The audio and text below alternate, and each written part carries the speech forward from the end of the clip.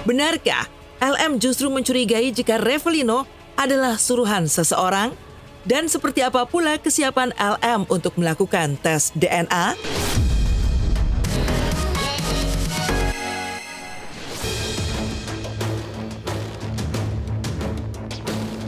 Babak baru kasus LM dituding menipu, berbohong, dan tak bayar hutang sampai disomasi hingga siap hadapi Revelino.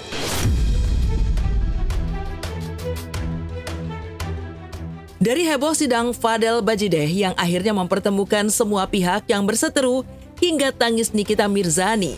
Usai sidang, tak kalah panas. Ada kasus LM yang juga mulai memasuki babak baru. Ya, setelah sempat menjadi misteri, sosok Revelino Tuase, pria yang dengan lantangnya mengakui jika anak LM adalah anak biologisnya, kemarin kembali muncul ke ruang publik pasca bebas dari penjara atas kasus narkoba. Di hadapan awak media, Revelino pun menegaskan sikapnya untuk melakukan tes DNA guna membuktikan jika dirinya lah ayah biologis anak LM, bukan RK, seperti yang selama ini digembar-gemborkan oleh LM.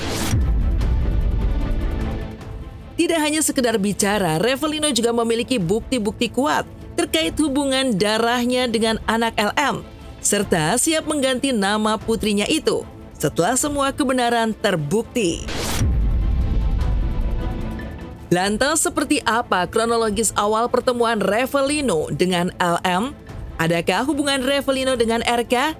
Dan seperti apa pula reaksi LM dengan kemunculan Revelino? Sebagai cowok yang bener ya, laki yang baik gitu kan ya, harus bertanggung jawaban lah masalahnya.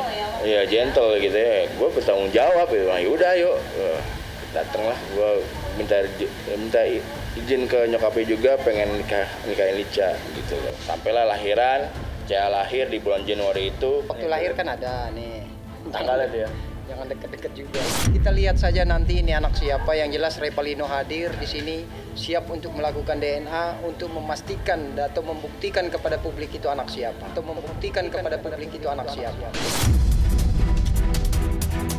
Iya, selamat ya. Cus cari-cari podcast ya kan. Jujur ini kan masalah anak gitu loh ya. Kayak lu siapa men? Lu tiba-tiba ngaku-ngakuin anak gue, anak lo rebut selin. Emang anak gue boneka kalau nggak diacak-acak? Emang semudah itu enak aja lu.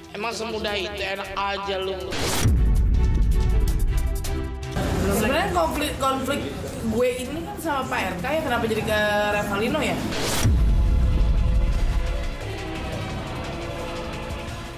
Selain membantah anaknya adalah anak Revelino, bertolak belakang dengan pengakuan Revelino, LM justru tegas menuding Revelino halu lantaran mengaku pernah berpacaran dan melamarnya. Tudingan miring lainnya juga diarahkan LM kepada Revelino yang digambarkannya sebagai pria yang tidak beruang, seperti tidak mampu mengurus keluarganya sendiri. Benarkah LM justru mencurigai jika Revelino adalah suruhan seseorang? Dan seperti apa pula kesiapan LM untuk melakukan tes DNA? Ya dikasih duit sama nggak tahu pihak mana no komen. Iya di settingan lah, nggak mungkin enggak lah. Tapi orang tiba-tiba ngancem kok. Gue bakal akuin sebenarnya sebagai anak gue. Lihat aja Revelino ya, HP-nya gue acak-acak. Demi Allah nggak ada, jangan halu ya, Revelino ya. Demi Allah nggak ada, jangan halu ya, Revelino ya. Silakan keluarkan buktinya. Dia aja miskin, dia aja 100.000 perak aja minta sama gue. Itu dibayar sama siapa tuh berani ngomong begitu tuh? Ibu itu kalau misalkan anaknya diganggu-ganggu itu pasti bakal jadi singa, siapapun, ibu manapun. Jangan oke anak lo aja lu telantarin, kan dia dulu tuh pernah nikah udah ada anak. Orang bukan anak dia, sebelum kasus ini viral dia itu nggak ada hubungin, nggak ada yang namanya ini, emang nggak ada apa-apa, ngerti gak sih? Kayak tiba-tiba viral terus ngancem gue di DM. Pokoknya gue bakal akuin Selin sebagai anak lu. Kalaupun dia mau bilang lu gembel, kan lu dibilang gembel. Kalaupun saya mau dibilang gembel nggak masalah, memang ini adanya kita. Cuman kita ini gembel terhormat, DNA itu sudah sampaikan Nino sendiri bahwa pada saat proses itu sudah ditanya. Dalam gugatan intervensi kita juga bersedia untuk dilakukan DNA. Kedua, Memang kepedean, pedenya tinggi, namanya juga orang nggak sadar.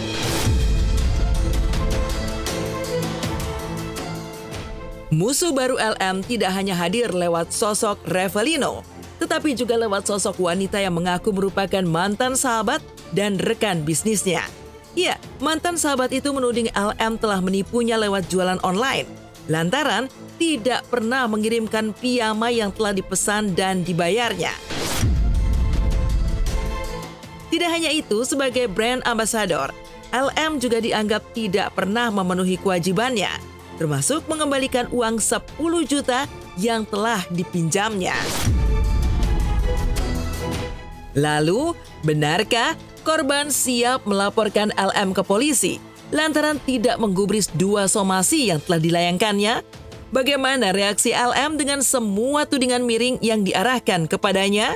Benarkah LM juga mengakui jika ada pihak-pihak yang menyewa pembunuh bayaran untuk menghabisi nyawanya? Ready stock. Tuh ya, Beb. Ini aku tuh ada kamiset, ya kan, manja banget buat Bobo sama Ayang. Kalau kata Gita Yubi. Terus si Leopard juga ya. Peristiwanya itu terjadi pada tanggal 12 April 2025. Ini gue lakukan. Karena aku kenal sama si Lisanya, jadi aku langsung capture lagi nih. Ini kan di sini kan kelihatan ya baju tidurnya. Nih aku mau yang warna putih sama yang warna pink. 450 plus 10 910, terus dia suruh aku untuk transfer ke rekening dia. Setelah aku transfer nih semuanya sudah jelas ya, semua atas nama Lisa Mariana. Ya udah, setelah itu sampai sekarang piyamanya juga nggak sampai ke alamat aku. Lisa itu memang teman aku, dia juga waktu itu pernah relasi kerja. Aku endorse pajamasnya bulan April, kita teleponan dan dia minta tolong kayak gini, Kak bisa support gak? Ya, di sini posisinya aku butuh bantuan finansial aku. Kami masih memberi ruang kepada saudara LM untuk menunjukkan itikat baik. Nah, itikat baiknya dalam ada dua peristiwa ya. Pertama, dugaan penipuan transaksi online di Instagram, pembelian piyama ya. Kedua, dugaan penipuan berkedok pinjaman pribadi, gitu aja.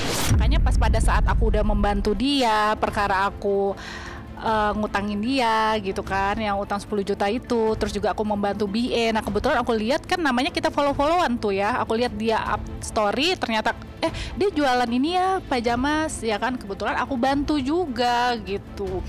Nih jadi aku transfernya itu di tanggal 12 April 2025 sampai dengan sekarang nggak ada. Iya, kebetulan temenku juga sempat mengirimkan capturan, banyak juga laporan gitu. Jadi orang beli piyama di dia nggak ada gitu. Itu banyak laporannya dikirim ke aku. Siapa di somasi? Somasi balik lah, susah amat. tapi santai nggak sih kan menanggapi? Nggak kenal, no comment ya, no comment. Itu wajar banget, itu kerikil ya. Aku sih udah bikin somasi ya, cuman aku nggak bisa sebut. Buka aja LP gitu kan, jangan sampai kekik balik loh. Ya kan pelapor juga bisa jadi tersangka, bener gak? Apalagi gue megang bukti banyak. Yang bikin geram itu kenapa harus marah? Kenapa dia harus yang galak dan ancam balik untuk laporin kita? Kenapa? Kita salah apa? Soalnya nih dengar ya, ini masih diduga. Dulu zaman awal viral ya, aku nggak sebut nama ya. Memang ada beberapa oknum bilang katanya mau bayar loh, untuk hilangin gue gitu kan. Tak hanya mengaku tak takut jika ada pembunuh bayaran yang mengejarnya, dengan banyaknya persoalan yang kini menyasar LM, di media sosial justru bermunculan beragam parodi yang menirukan aksi LM yang secara kontroversial mengakui jika dirinya ani-ani no, simpanan yes.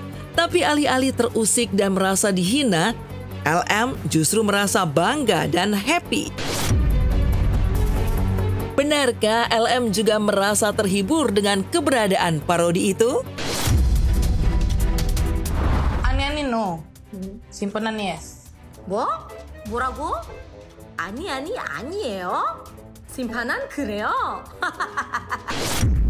Ani-ani no, simpanse yes. Astaga, mau disimpan di mana Lisa? Simpan di mana Lisa? Tidak muat. Simpan di mana Lisa? Simpan di mana? Senang tahu lu pada kreatif banget lu konten kreatornya lu. Niruin make up gue sampai niat banget tuh pakai apa tuh mutiara itu kan. Itu kan mutiara itu kan aksesorisnya Celine. Iya, happy aja, nggak apa-apa selagi itu positif dan maksudnya wah keren banget sih ini orang gitu loh. Kok bisa sih nge-create gitu kan? Nanti nggak ngerasa penghinaan atau gimana? Enggak baper. Malah aku repost liat deh. Ada beberapa.